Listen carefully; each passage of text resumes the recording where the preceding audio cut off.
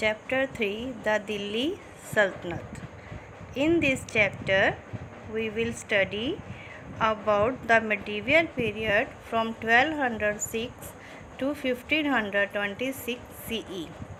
In this period, we will study slave dynasty, Khilji dynasty, invasions of Tamur, Sayyid dynasty and Lodi dynasty. इन सब के बारे में हम इस चैप्टर में पढ़ेंगे। Students, can you identify this picture? क्या आप इस पिक्चर को पहचान सकते हैं? बिल्कुल सही कहा, ये है कुतुब मीनार, जो कि दिल्ली में लोकेटेड है। और आपको पता है किसने बनाया था इसको? इसको बनाया था कुतुबुद्दीन ऐबक ने। कुतुबुद्दीन ऐबक कौन था, वो हम इस चैप्टर में पढ़ेंगे। टाइमलाइन क्या होती है? Timeline is the graphical presentation of the important history events according to the time. जब हम हिस्ट्री के इम्पोर्टेंट इवेंट्स को टाइम के अकॉर्डिंग शो करते हैं ग्राफिकली, उसे हम टाइमलाइन कहते हैं। जैसा कि आप इस टाइमलाइन में देख रहे हो, ये टाइमलाइन दिल्ली सल्तनत पीरियड को 1206 से लेकर 1526 CE तक दिखा रही है। 1206 में स्लेव डायनेस्टी की शुरुआत हुई। उसके बाद खिलजी डायनेस्टी 1290 में, उसके बाद तुगलक डायनेस्टी, फिर Syed dynasty and last dynasty is Lodhi dynasty, that is in 1526। After this, इसके बाद मुग़ल पीरियड की शुरुआत हो जाती है with the battle of Panipat. In the medieval period, Delhi witnessed a changing kingdom and empires. Delhi सल्तनत में बहुत सारी नई किंगडम्स आई और नई एम्पायर्स आए बने। और सबसे पहले तुर्किश रूलर इंडिया में जो आया, उसका नाम था मोहम्मद गौरी, जिसने पृथ्वीराज चौहान को बैटल ऑफ द राइन में डिफीट किया था। उसके साथ उसका एक गवर्नर था जिसका नाम था कुतुबुद्दीन ऐबक, जो कि पहले उसका स्लेव था। स्लेव मीन्स गुलाम, उसका गुलाम था। जो उस टाइम के रूलर से मेडिवल इंडिया में, वो ज़्यादातर तुर्किश थे और इस्लाम को मानने वाले थे। वो अपने आप को सुल्तान कहते थे, जिस कारण से जब दिल्ली में वो रूलर करने लगे तो दिल्ली का नेम बना दिल्ली सल्तनत। Foundation of slave dynasty. Mohammad Ghori का कोई भी बेटा नहीं था, तो मोहम्मद गौरी ने अपने एक स्लेव को अपने बेटे की तरह पाला और उसको ट्रेन किया, और उसका नाम था कुतुबुद्दीन ऐबक। मोहम्मद गौरी की डेथ के बाद कुतुबुद्दीन ऐबक दिल्ली का सुल्तान बना 1206 CE में।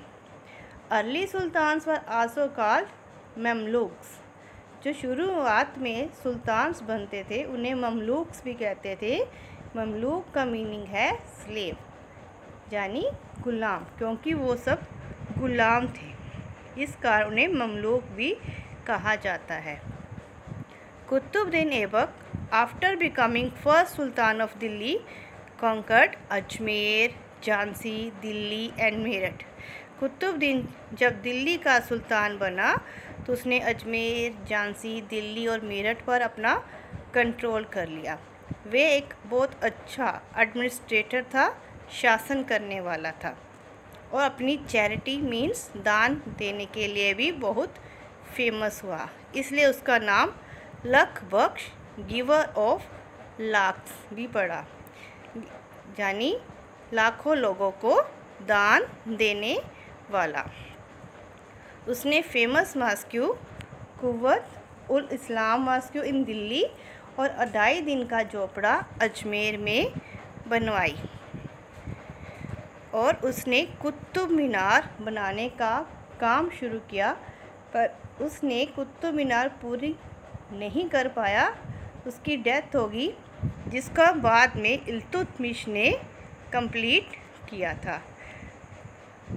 कुतुबुद्दीन की डेथ के बाद इल्तुतमिश दिल्ली का राजा बना। इल्तुतमिश ने अपनी टेरिटरी को और आगे बढ़ाया। मंगोल्स लोगों पर काफ़ी अटैक किए। The various tribes from the central Asia. Mongols एक शक्तिशाली ट्राइब था सेंट्रल एशिया का। उसने राजपूत लोगों को डिफीट किया, जो कि उज्जैन और रणथंबोर के रहने वाले थे। इल्तुतमिश ने लाहौर और मुल्तान पर भी अपना कंट्रोल कर लिया। इल्तुतमिश का कोई भी बेटा समझदार या इतना एफिशिएंट नहीं था जो उसके बाद शासन को संभाल सके। तो उसके बाद उसकी बेटी रज़िया सुल्ताना ने दिल्ली पर रूल किया। रज़िया सुल्ताना पहली वुमेन रूलर थी, पर उस टाइम जो सोसाइटी थी वो पैट्रियार्चल सोसाइटी थी। पैट्रियार्चल सोसाइटी मीन्स जब मैन का कंट्रोल ज़्यादा होता है, सारे डिसीज़न एक मैन ही ले सकता है। तो उन लोगों ने जो उस टाइम के मिनिस्टर थे वो सब उसके अगेंस्ट हो गए कि एक वुमेन रूलर उन पर कैसे शासन कर सकती है। पर उसने अपनी समझदारी से सबको अपने कंट्रोल में किया और धीरे धीरे वहाँ पर शासन करने लगी। रज़िया सुल्ताना ने अपनी लाइफ में बहुत सारे चैलेंजेस को फेस किया। उसने 40 तुर्किश नोबल्स और मिलिट्री लीडर्स का एक ग्रुप बनाया जो कि दिल्ली के पॉलिटिकल अफेयर्स को कंट्रोल करते थे। रज़िया सुल्ताना ने सिर्फ 4 इयर्स 4 सालों के लिए शासन किया। उसकी डेथ के बाद उसका यंगर ब्रदर नासिर-उद-दीन ने दिल्ली का सुल्तान बनाया गया। पर गयासुद्दीन जो उसका गार्डियन था, क्योंकि उसका ब्रदर अभी बहुत छोटा था, तो उसका एक गार्डियन था गयासुद्दीन बलबन, जो कि बहुत पावरफुल था। उसने धीरे से धीरे अपना कंट्रोल दिल्ली पर कर लिया। गयासुद्दीन ने नासिर-उद-दीन की डेथ के बाद 1266 में दिल्ली पर शासन करना शुरू किया, अपने आप को दिल्ली का सुल्तान डिक्लेयर कर दिया।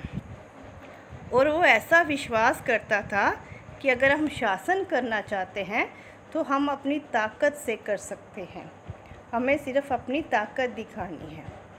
उसने अपनी किंगडम को मंगोल्स के अटैक से भी प्रोटेक्ट किया। वो अपने आप को भगवान से भी ऊपर का दर्जा देता था, चाहे वो इल्तुतमिश का गुलाम था। उसने 2 नए कस्टम सिजदा और पेबोस शुरू किए।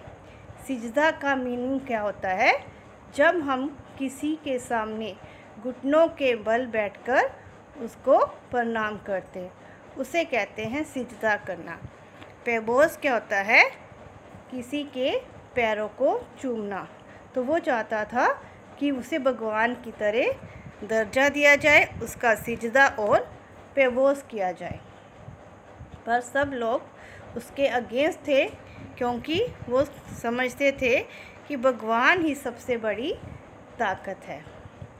Balban died in 1287। गयासुद्दीन बलबन की डेथ 1287 में हुई, जिससे स्लेव डायनेस्टी धीरे धीरे वीक होने लगी। अब उस पर नई डायनेस्टी खिलजी डायनेस्टी ने कंट्रोल किया, जिसके बारे में हम स्टडी करेंगे in the next video. Thank you and have a nice day.